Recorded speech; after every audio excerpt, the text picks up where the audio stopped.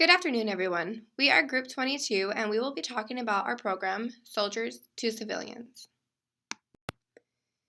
Though the U.S. government has taken great initiative to help veterans suffering from PTSD, there is still a need for programs that both address the social stigmas associated with PTSD and ensure that veterans follow through with their treatment plan.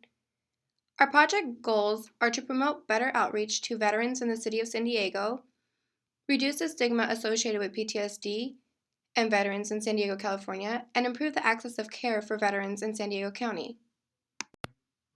Funding plays a major role to the extent that all of our objectives can be achieved. Depending on the amount of funding acquired, it may also limit how many veterans can participate in the program. Another influential factor is how many individuals from the target population are willing to participate. Since there are stigmas attached to PTSD, it may be difficult to motivate veterans to sign up.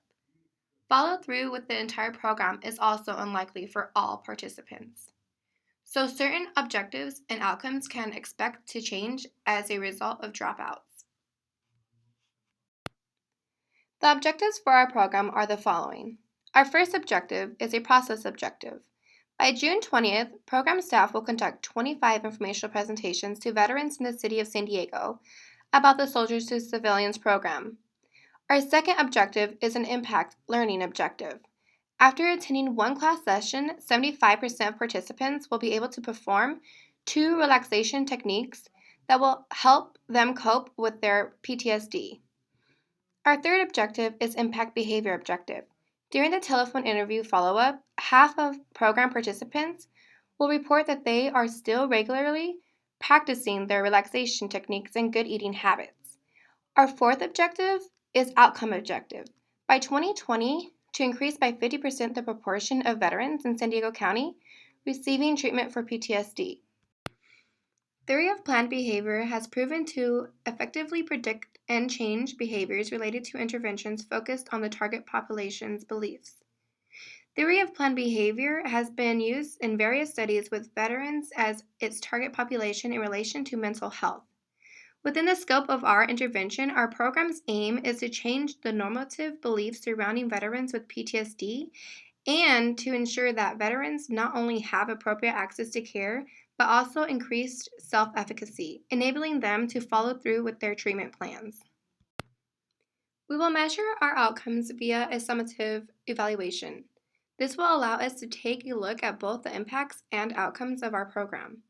We will do this through data collection, analysis, and record of how many veterans participated in the program. The primary impact of the program would be to measure the number of participants who join our program. The outcome is the improved quality of life of the participants due to having completed the program. The advantages of a summative evaluation would be that it allows for both impacts and outcomes to be assessed, as well as an overall assessment of how effective the program was.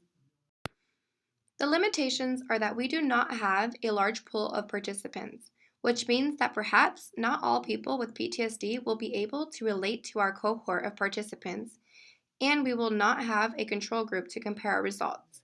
We may also have veterans move away, which could result in a loss of contact with them. Our main outcome is to improve the participants' quality of life. The level of measurement is ordinal. A sample question would be, do you feel that your quality of life has improved due to this program? And the participants can answer, strongly agree, neutral, disagree, or strongly disagree. Our research design will be a non-experimental evaluation because we won't have a comparison or control group or random assignment for our program. Due to limited funding, we are unable to assess both a comparison group and an experimental group. In addition to insufficient funds, our target population is a very specific population, and it would be hard to find enough participants for our control group. Having a control group would also be unethical because it would exclude veterans with PTSD from receiving treatment. For our non-experimental design, we will be conducting a basic pretest and post-test evaluation. The type of design is non-experimental pretest post-test. O1, which is pre-intervention observation, X, which is our intervention, and O2, post-intervention observation point.